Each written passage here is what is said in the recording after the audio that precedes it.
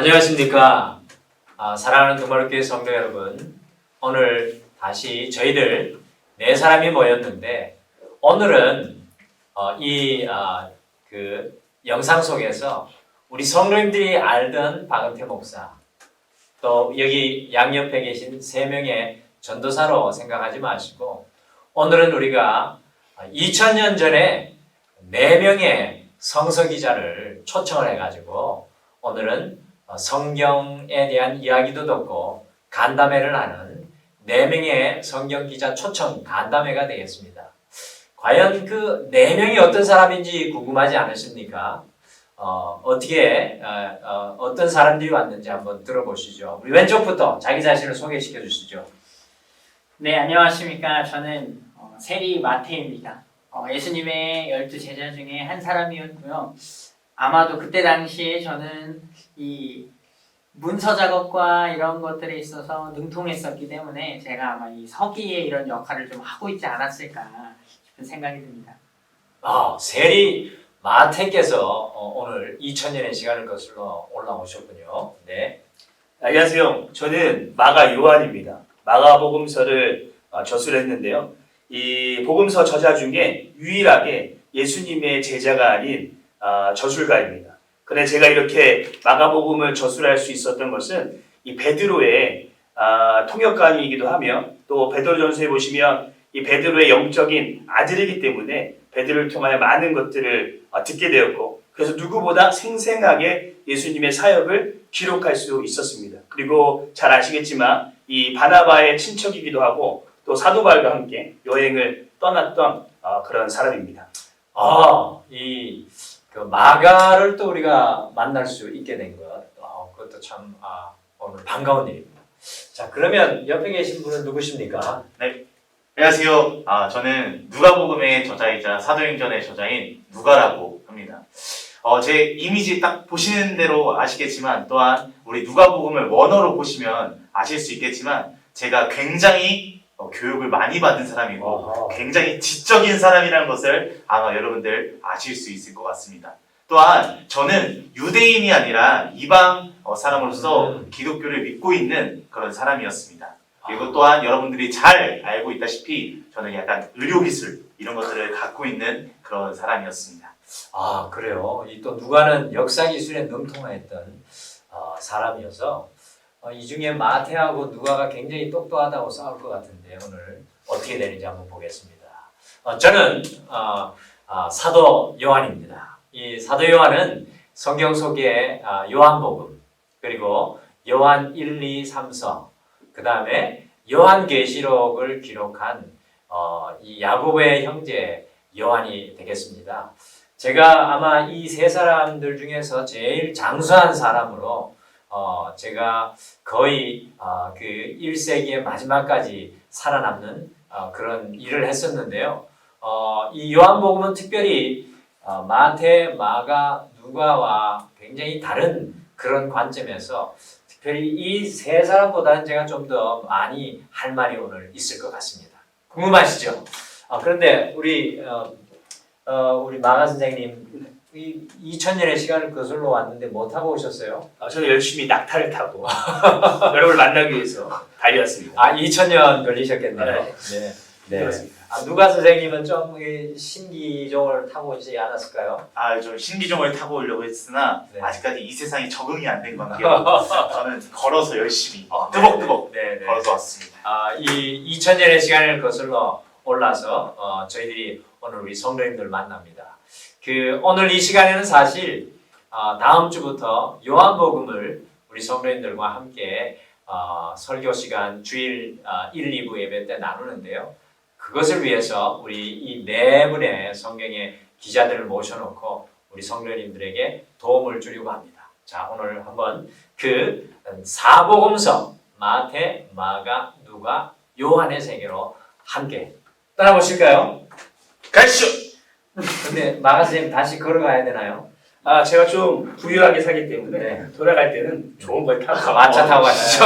역시 또 네. 자, 이제 좀 궁금하실 텐데요.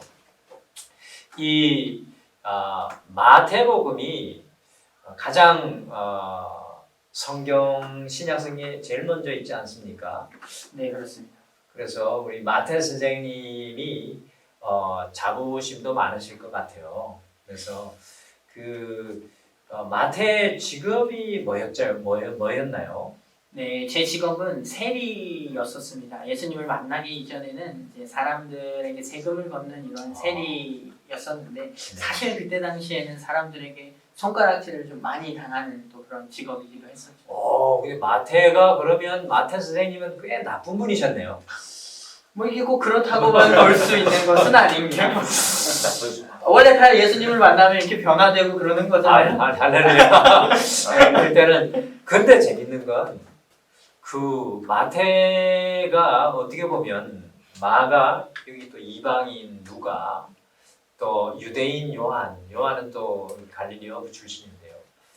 마태가 제일 첫 번째 나온 이유가 있지 않았을까요? 우리 다른 분들 어떻게 생각해요? 마태가 왜 사복음서 중에 제일 앞에 갔을까요? 마태 선생님 굳이 이야기 안 해도 다른 분 혹시 아시는 분 계신가요? 내일이 아니기 때문에 모르시나요? 이 마태가 유대인을 향해서 복음서를 썼기 때문에 네. 그래서 가장 먼저 그 서두를 장식하지 않았나 하는 생각을 하는데요. 그렇군요.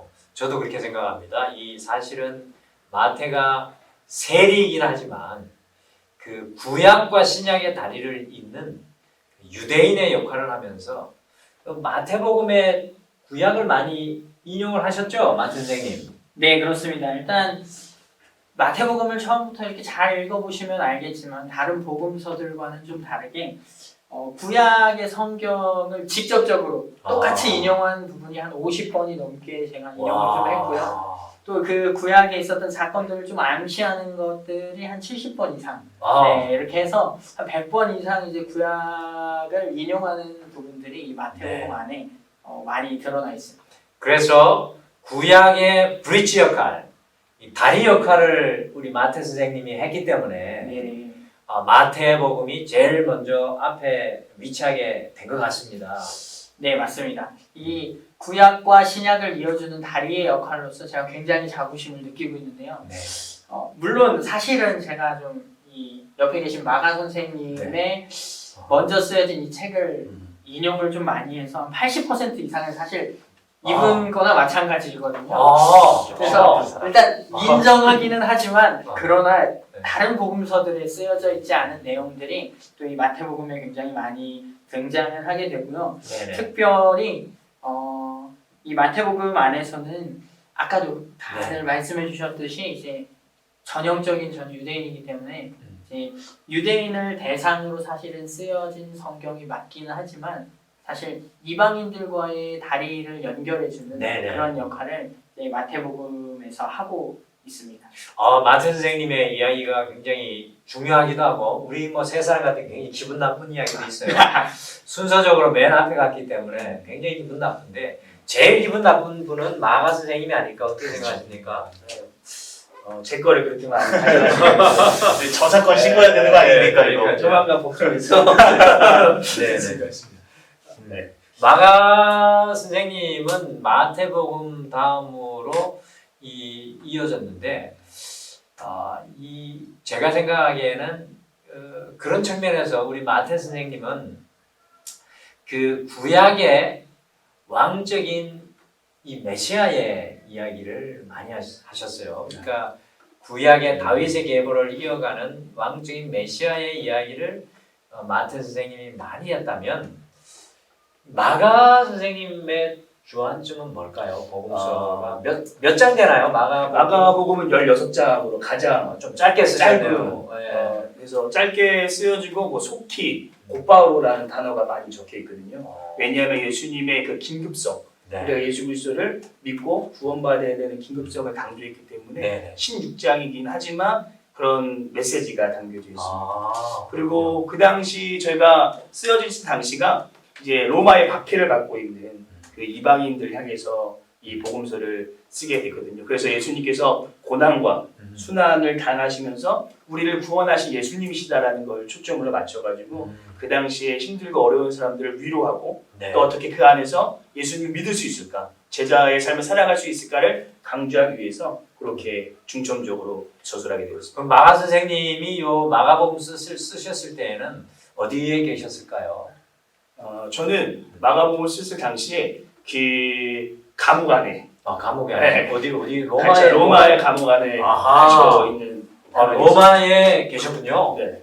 이거야 그거를 몰랐습니다. 그런 의미에서 굉장히 의미가 있네요. 마태 선생님이 맨 앞에 기록됐지만 마가는 로마에서 감옥에 갇히셔가지고 그 특별히 고난과 핍박 가운데 있었던 그 성도님들을 위해 쓰여지셨다는 거네요. 몇 년 정도에 쓰셨을까요? 60년대 후반에서 한 70년대 그래서 예루살렘 성전이 멸망하기 한 1, 2년 전에 그래서 마가복음을 보시면 예루살렘의 멸망을 예언하고 있거든요. 네네. 그렇기 때문에 1, 2년 전에 제가 이제 저술을 하게 되었고 특별히 이제 로마 사람들에게 썼기 때문에 그 사람들이 유대 풍습을 잘 모르잖아요. 네네. 유대 풍습에 대해서 세밀하게 적어놨고 그 다음에 아랍어를 헬라어로 네. 번역해서 뭐 달리다궁, 소녀야 일어나라 이렇게 네. 번역해서 이방인들이 잘 알 수 있도록 이렇게 저술을 하게 되었습니다. 굉장히 이방인들을 향한 마음이 크신 분이 우리 맞습니다. 마가 선생님이시네요. 그래서 이 마가 선생님은 사실은 아까도 마태 선생님이 이야기했던 마태복음, 누가복음을 구조의 등뼈를 이룰 수 있게끔 기준이 되는 스탠다드 복음을 쓰셨다고 생각이 드네요. 네, 맞습니다. 그런 부분에 대해서는 자부심이 강하시겠네요. 아주 자부심 있습니다. 네네.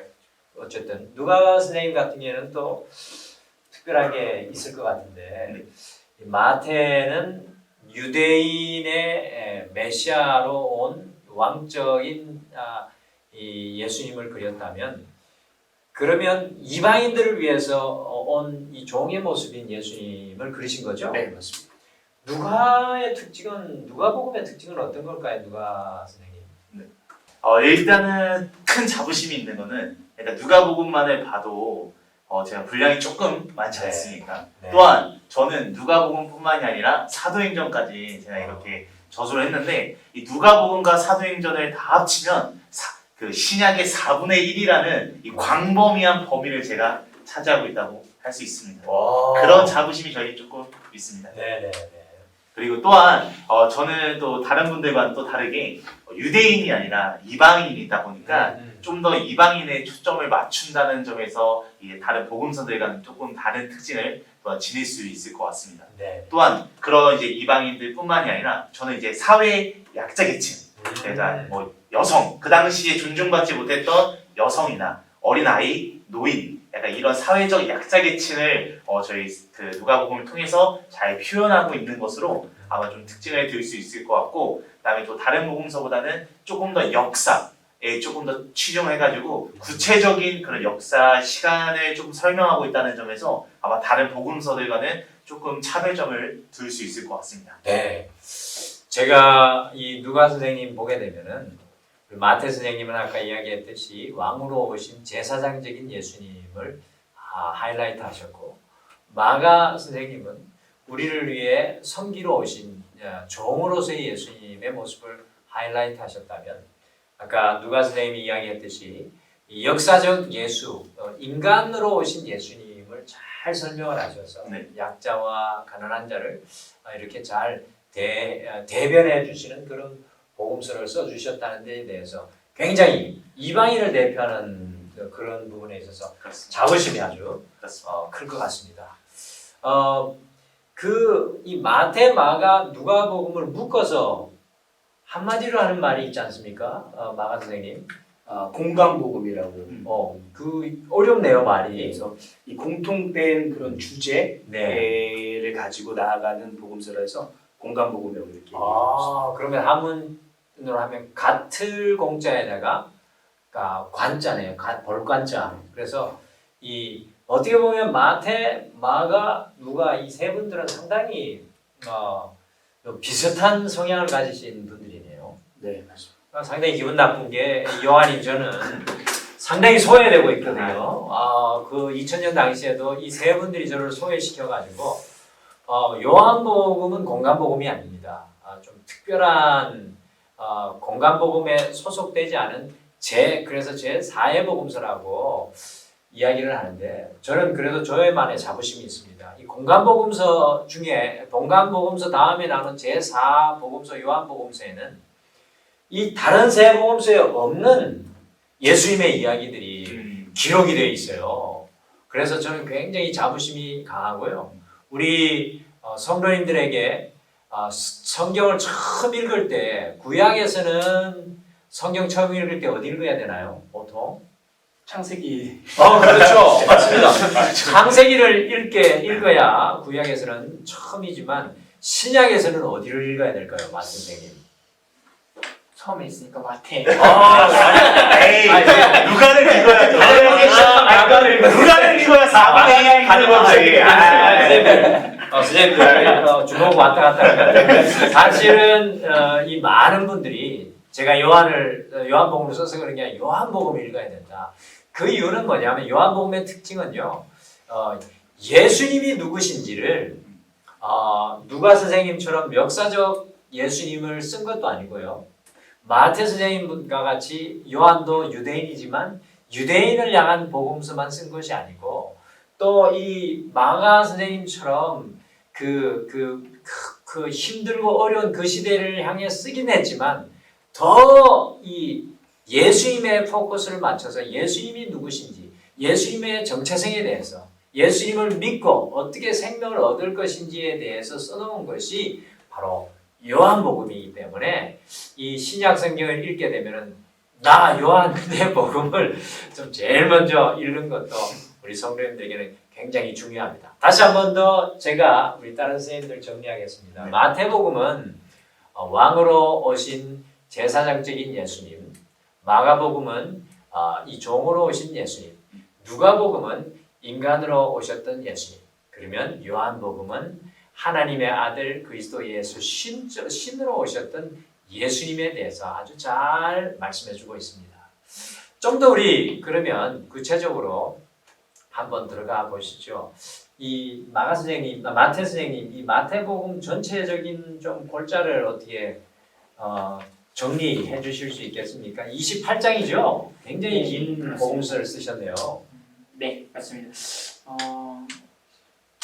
이 마태복음은 28장으로 이루어져 있는데 이 마태복음 안에서 크게는 이제 제가 먼저는 유대적 성향을 바탕으로 이것을 썼기 때문인지 모르겠지만 네. 이 모세오경을 좀 상징하듯이 5개의 골자로 이렇게 나누어서 올 수가 있습니다. 모세오경을. 네, 약간 그런 의도가 있었는지 모르겠지만 네. 2000년이나 돼가지고 아직 기억이 가물가물한데 네. 네. 그래서 5개의 골자로 좀 나누어 볼 수 있는데요. 먼저는 특별히 이 5개의 골자 가운데는 예수님의 가르치심 사역 그것을 중심으로 해서 이 마태복음을 나누어 볼 수 있습니다. 그래서 먼저 5장에서 7장 이제 산상수훈 그리고 10장에서 전도 여행 중에 예수님께서 가르치신 가르치심 네. 그리고 13장 천국에 대한 비유들을 다 모아놓은 이런 네. 가르치심 그리고 마지막 23장부터 25장까지 이제 종말에 대한 이런 네. 가르치심으로 예수님의 가르치심 사역에 좀 초점을 맞추어서 이렇게 5개 이것을 강화라고 이야기하는데요. 예수님의 가르치심을 들어서 이렇게 5부분으로 마태복음을 전체적으로 나누어 볼 수 있습니다. 이 마태 선생님께서 이 주안점을 두고 쓰신 것은 예수님의 가르침이다라는 게 굉장히 중요한 거네요. 예수님의 가르침에 대해서 좀 깊이 이해를 하기를 원하신다면 이 마태 선생님의 복음을 읽어야 되겠네요.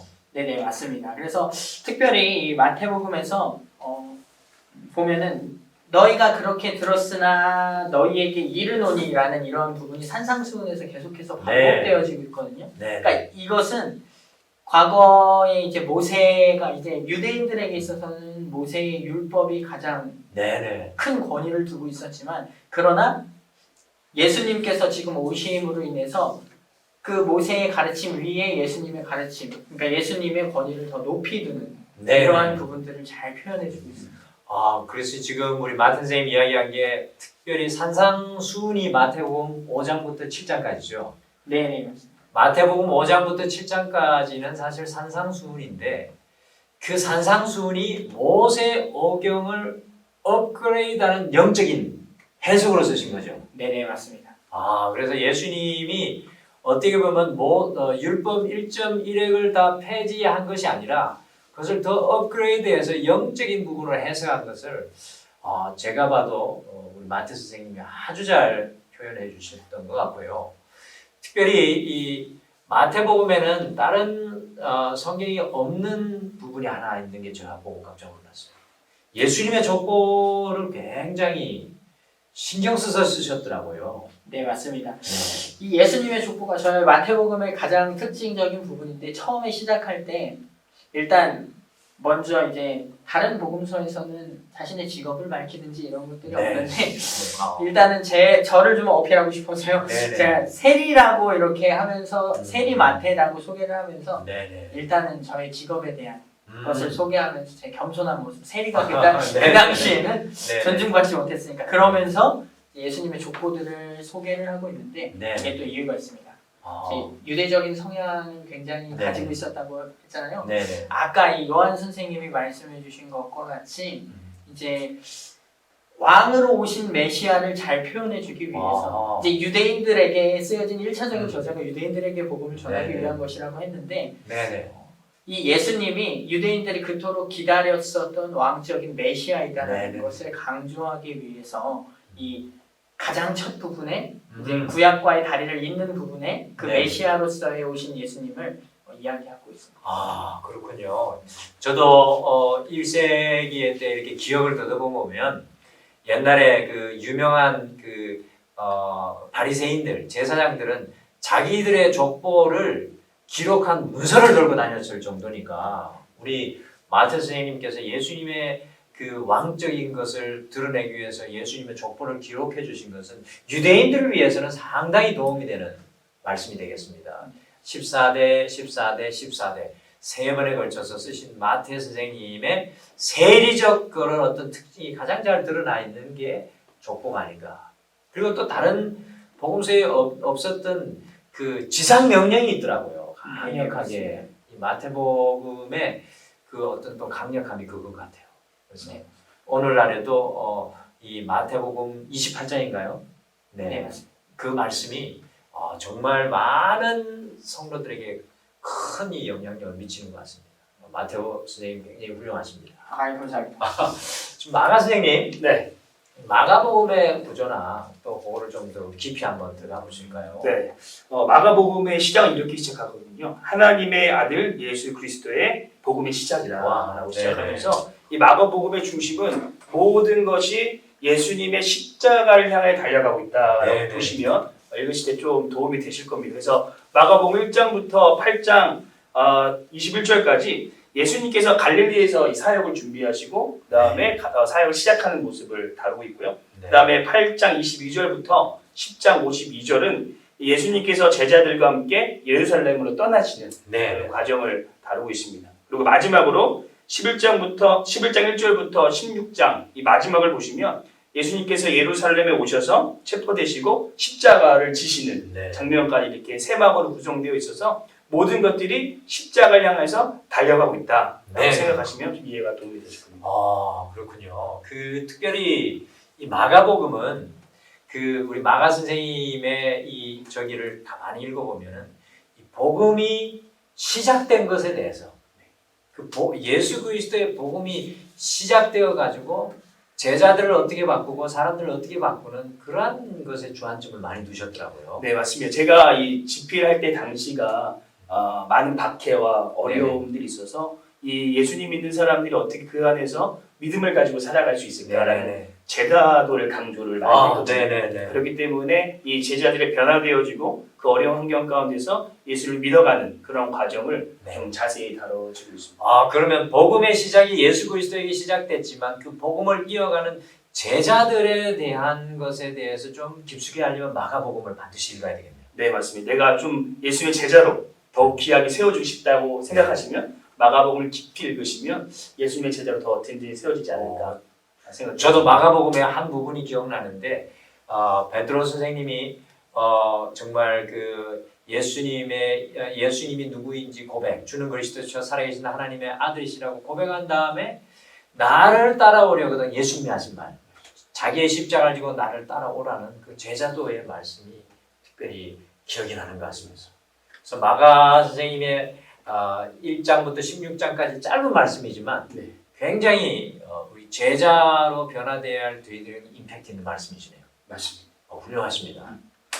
우리 누가 선생님이 상당히 긴 말씀을 쓰셨죠. 몇 장입니까? 저는 총 24장으로 되어 있습니다. 네, 우리 누가 선생님이 쓰셨던 또 그 구조나 이걸 한번 쫙 우리 말씀해 주시죠. 네. 아까도 말씀드렸다시피 저는 이제 이방인, 유대인이 아닌 사람들 이제 관점에서 이제 쓰다 보니까 아무래도 쉽게 말해서 한마디로 설명해서 복음의 보편성에 대해서 좀 강조했다라고 이렇게 조금 말을 드릴 수 있을 것 같습니다. 그래서 하나님의 이제 구속사와 이제 세상의 역사를 연결시킴으로 인해서 이 역사를 주관하시는 하나님을 조금 더 부각시키면서 이렇게 누가복음에서 잘 표현이 됐다라고 말씀을 드릴 수 있을 것 같습니다.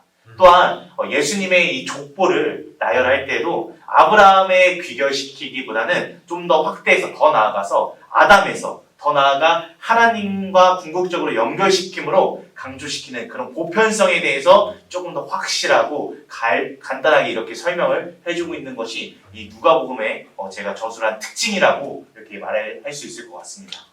이 누가는 누가복음은 상당히 유대인적인 느낌보다 이 마태 마가 선생님보다는 이 역사적인 그 상황 속에서 복음을 보려고 했군요. 네, 그렇습니다. 아무래도 그러다 보니까 이 누가복음을 아마 읽다 보시면은 저희의 지금 생활과 삶과 조금 더 밀접하게 연관을 조금 더 지을 수 있다라는 점이 아마 누가복음 또 다른 특징이 되지 않을까라는 생각을 하게 됩니다. 그 마태 선생님은 사실은 예수님이 탄생하는 이야기를 1장에 기록하고 계시고요. 맞죠? 네, 맞습니다. 그 다음에 누가 선생님은 특별하게 예수님의 어린 시절, 네, 맞습니다. 다른 복음서에는 없는 거잖아요. 그렇습니다. 상당히 그 부분에 대해서 이 마태, 마가, 요한 복음서와 다른 그러한 또 보여주셔서 우리 성경을 읽는 저희들에게 상당히 도움이 되는 것 같습니다. 맞습니다. 그래서 세례 요한이 어떻게 잉태되고 또 예수님이 어떻게 잉태되고 그 예수님이 또 어떻게 살으셨는지 그렇습니다. 그거를 또 아주 역사적인 관점으로 기록을 해주셔서 굉장히 관심이 가고요. 네. 제가 하나 또 누가 선생님에게 놀란 것은 마태, 마가, 요한은 여자에 대해서 관심이 적은데 맞습니다. 누가복음 특별히 시작하는 순간부터 이 세례 요한의 어머니 엘리사벳인가요? 맞습니다. 엘리사벳 그리고 마리아 네. 그리고 그 마르다와 또 나사로의 동생 마르다와 마리아 네. 또 예수님이 돌아가시고 나서 처음 그것들을 발견한 사람들 여자들로 표현을 하면서 네, 맞습니다. 2000년 전에 이 여자들 존재가 좀 어땠나요? 2000년 전에는 저희가 다들 알다시피 솔직히 말해서 남자보다 여자는 신경을 쓰지 않았고 네. 또한 많은 성경을 보면은 숫자를 셀 때, 숫자를 카운트할 때 네. 여자는 제외시키는 그런 장면들을 우리가 볼 수 있었는데 저는 그럼에도 불구하고 저와 같이 좀 약자, 소외계층인 이 여성분들이 얼마나 많은 일들을 했고 또한 이런 역사 가운데 여자들이 얼마나 큰 영향을 차지했는지에 대해서 조금 나열해 왔습니다.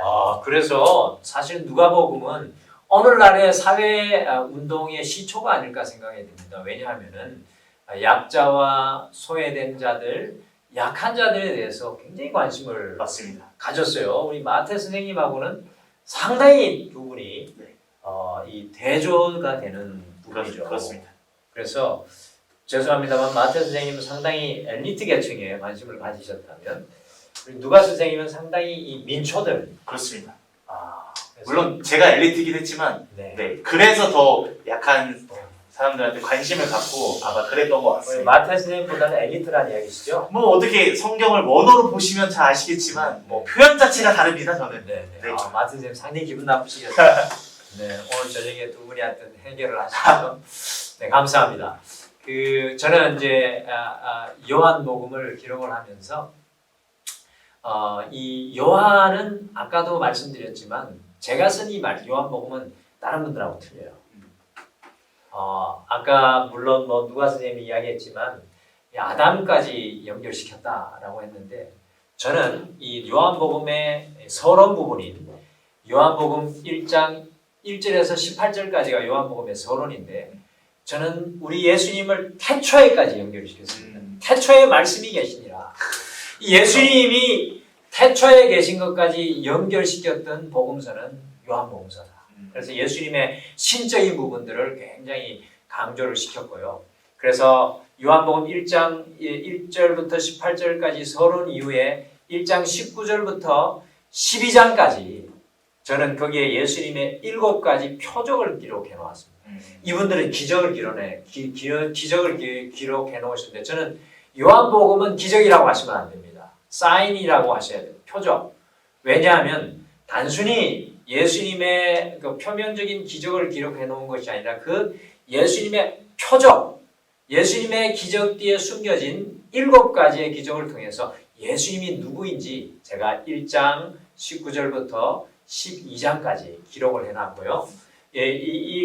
요한복음 13장부터 17장까지는 예수님께서 이 땅에 떠나시기 전에 제자들을 세워나가는 그 마가의 다락방에서 성찬식을 하면서 예수님께서 그 제자들을 사랑하게 하고 또 성령을 보내주실 것에 대해서 이야기하시고 그 다음에 19장부터 21장까지는 예수님께서 십자가에 달려 죽으시면서 생명을 주신 것에 대해서 제가 성경을 기록해 놓았습니다. 그래서 예수님에 관한 것 대해서 아시려면 요한복음을 꼭 읽으셔야 되고요. 요한복음에는 7가지 예수님이 누구신지 기록이 나옵니다. 혹시 기억이 나십니까? 영어는 I am the bread. 나는 생명의 떡이다. 또 기억나십니까? 제가 기록하고 읽으셨어요? 제가 자기들 것만 읽었어요. 나는 생명의 문이고 나는 선한 목자고 나는 진리고 나는 또 뭡니까? 길이고 뭐 이런 7가지 예수님에 대한 그 정체성을 기록해 놓았기 때문에 예수님을 믿고 예수님의 생명을 얻기를 원하시는 분은 이 요한복음을 21장까지인데요. 꼭 읽으셨으면 좋겠습니다. 상당히 피곤들 하시죠? 오랜만에 또 이런 공적인 자리 나오니까 조금은 피곤하네요. 2000년의 시간을 거슬러 나오셨기 때문에 굉장히 피곤하신데 마지막 발언권을 한마디씩 드리겠습니다.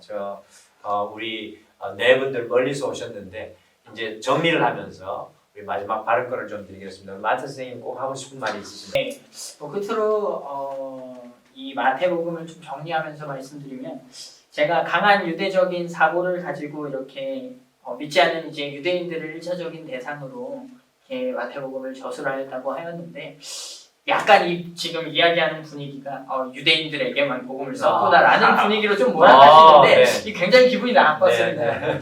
좀 불쾌했는데 사실은 그렇지만은 또 않습니다. 아까 누가 선생님께서 말씀하셨던 것 같이 복음의 보편성에 대해서 저도 충분히 이야기를 하고 있고요. 네. 특별히 이 마태복음에만 또 등장하는 이야기들은 이제 동방박사 이야기 이런 거는 어디서도 없거든요. 저만 썼어요. 예. 마태복음에 또 이런 부분들도 등장을 하고 또 아까 이제 요한 선생님이 말씀하셨듯이 마지막에 예수님의 지상명령 네. 이렇게 이야기하고 또 다른 분들은 이제 교회에 대해서 쓰지를 않으셨더라고요. 이 맞습니다. 에클레시아라는 이 교회라는 단어를 오직 마태복음에서만 사용을 한 것을 보실 수 있을 것 같습니다.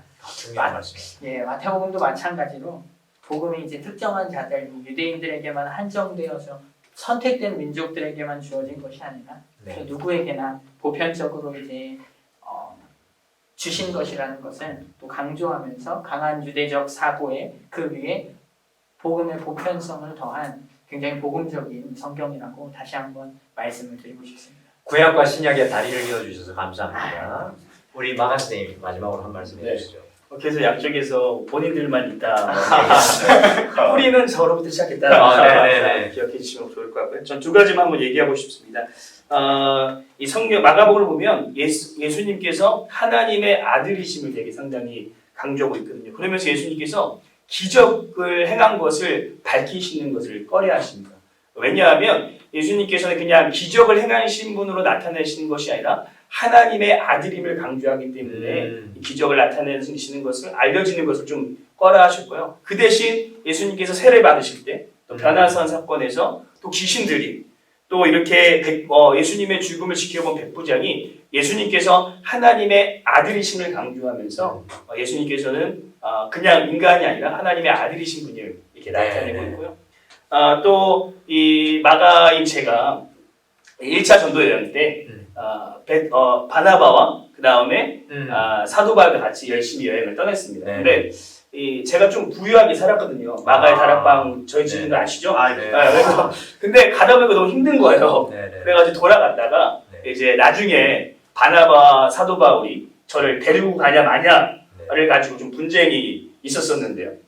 근데 나중에 그래서 이제 저는 바나바와 같이 가게 되고 사도 바울이 이제 신라와 같이 전도여행을 2차 전도여행을 떠나게 됐습니다. 근데 나중에 바나바가 저한테 바울이 저한테 연락을 오더라고요. 네네. 그래서 저랑 같이 있고 싶다. 네. 그래서 제가 좀 처음에는 연약했습니다. 네네. 부족했지만 네. 나중에는 또 바나바가 저를 의지할 정도로 네. 이렇게 성장하게 되는 모습이 있는데요. 이것이 다 예수님의 행적을 바라보면서 이 마가복음의 주제와 같이 제자로 세워지는 네. 모습이 마가가 아닌가라고 생각합니다. 그래서 네. 마가복음을 읽으시면 하나님의 예수님의 제자로 더 든든히 세워질 수 있을 것 같습니다. 맞습니다. 이 마가 선생님 같은 경우에는 이 베드로 선생님하고 밀착하면서 그 베드로 선생님에게 들은 예수님의 이야기를 아주 임팩트 있게 기준이 되는 복음서를 써주셨거든요. 그래서 성도님들이 짧은 시간에 복음서를 읽기를 원하면 마가복음서를 꼭 읽으셔야 돼요. 기준이 되어 주셔서 감사합니다. 누가 선생님? 네, 결론을 해주시죠. 저도 마지막으로 이제 몇 가지만 말씀드리고 마무리하도록 하겠습니다.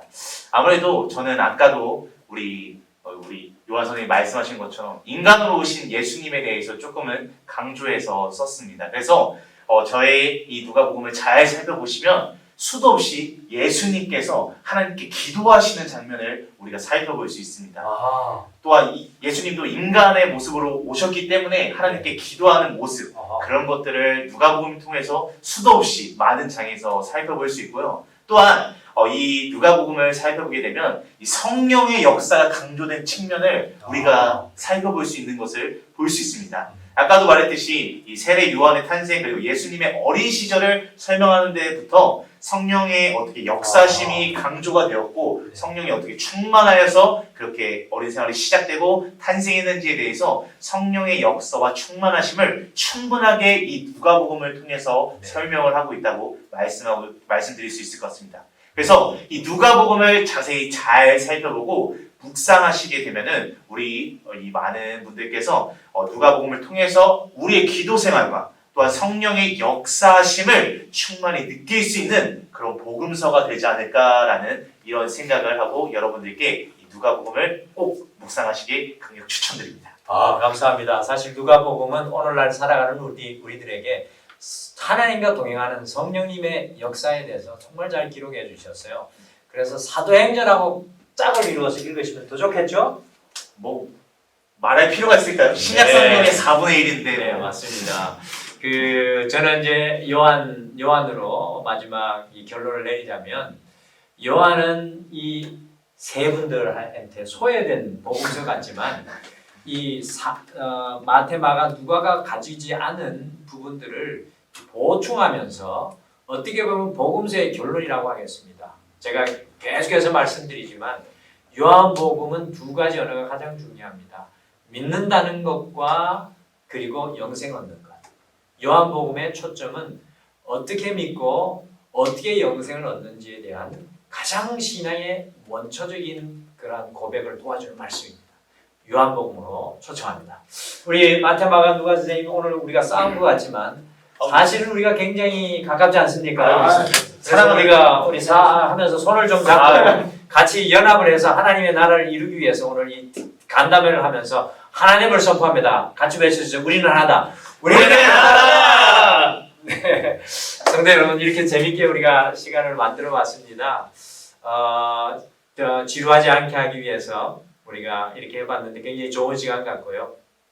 다음 주부터 요한복음 말씀을 돌아오는 주부터 강의를 할 텐데 기본적인 이야기들, 이 사복음서의 기본적인 이야기들이 우리 성도님들에게 큰 도움이 될 것 같습니다. 우리 요한복음 강해로 이번 주부터 우리 모든 성도님들을 초청합니다. 우리 전도사님들 수고하셨습니다. 우리 성도님들에게 같이 인사하시죠. 감사합니다. 감사합니다. 사랑합니다. 후. 자, 어디 낙타 타러 가시죠. 감사합니다.